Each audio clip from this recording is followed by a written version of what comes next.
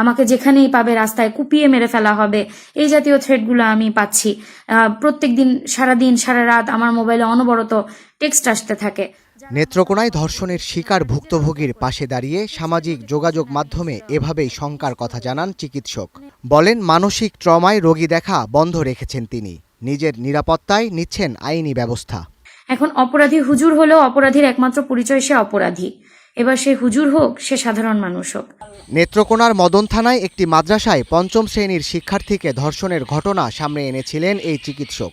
তবে পলাতক অবস্থায় ফেসবুক ভিডিও বার্তায় ধর্ষণের অভিযোগ অস্বীকার করেন প্রধান আসামি মাদ্রাসা শিক্ষক।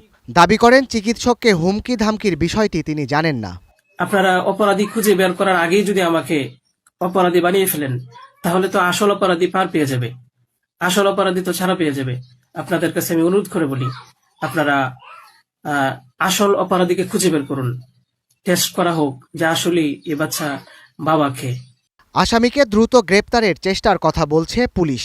ওনাদেরকে হুমকি দিলে অবশ্যই উনি আমাকে জানানোর কথা, ওসিকে জানানোর কথা, এবং উনি একটা ওই অভিযোগ দেওয়ার কথা। যেহেতু উনি অভিযোগ দেয় নাই, আমার কাছে মনে হয় না যে ডাক্তার সাহেবরা হুমকি ধামকি দিচ্ছে। ডাক্তার সাহেবরা তো তারা তো সচেতন মানুষ, তারা তো আমাকে অভিযোগ দেওয়ার কথা। যেহেতু দেয় নাই, তার মানে এই ধরনের এটা মনে ভিত্তিহীন।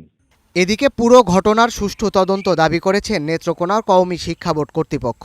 যেহেতু কওমি মাদ্রাসাকে কেন্দ্র করে নিবন্ধন না থাকলেও আমরা একটা তদন্ত কমিটি করেছি 5 সদস্য বিশিষ্ট। এই তদন্ত কমিটি তারা কিছু তদন্ত করেছে, আজকে আরো বেশি তদন্ত করবে। এবং আমরা যে শাস্তিমূলক ব্যবস্থা নেই, যদি নিবন্ধিত থাকে আমরা সেই মাদ্রাসাকে নিবন্ধনের আওতায় আনি না, রেজিস্ট্রেশন দেই না।